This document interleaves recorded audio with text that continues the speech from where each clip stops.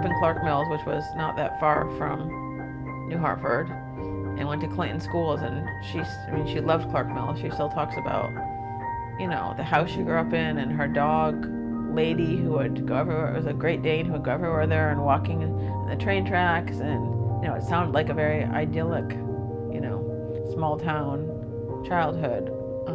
But her parents were divorced. And I know she was very close to her dad, but she was an only child, and her dad died when she was, I think, 25. From our mom lived over, past her 100th birthday, and was completely as with it as you can be. I mean, she was Sally forever. It just goes so far back. I mean, probably middle school on. Went from mommy to mommy salami. And from mommy salami, it somehow turned to Solomon Grundy. And then from Solomon Grundy, it got shortened down to Solly. I don't know how, and she just embraced it as that's the nickname. And then. And I don't know if we actually knew anything that what it was. Now you think back, you definitely see where things happened that started, that were signs that we didn't know, it wasn't in the family. It's not like everyone had it. It's not like we had experience with it. That she was looking at things and that she couldn't, focus on them. She was always blaming her eye doctor and the glasses she was getting and all this kind of stuff. It's hard because when it happens to you, I think you always think something else is wrong. Like they directed her wrong, or GPS was wrong or something. I remember a couple times the phone would ring and she would pick up the remote control and answer the remote control, thinking it was the phone. So those kinds of things. She obviously battled, or you may or may not know, battled depression quite a bit right later on.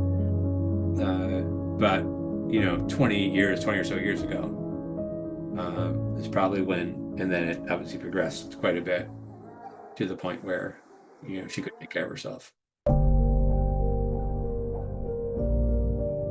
Early on, she was Superwoman, right? For us as kids, she was everything, right? She was,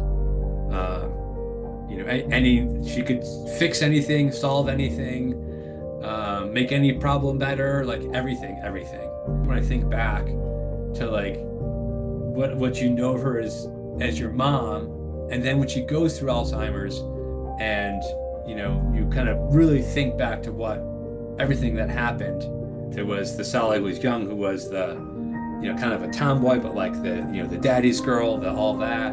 There was when she was married to Ken, she was at the river, she was outdoorsy, she was things like that. Then when she married my dad, she was living in New Hartford, married to a lawyer, belonging to the country club. And I don't know that any of them were really who she wanted to be honest with you. Being a child, to getting married, to having a kid, to getting divorced, to getting married again, to having a lot of kids. I don't think she ever had a chance to figure out who Sally was, and who she wanted to be. She didn't have that time as herself, that, a job, a career, whatever. Some memories are hard because some memories I don't know if they're from pictures or memories from memories.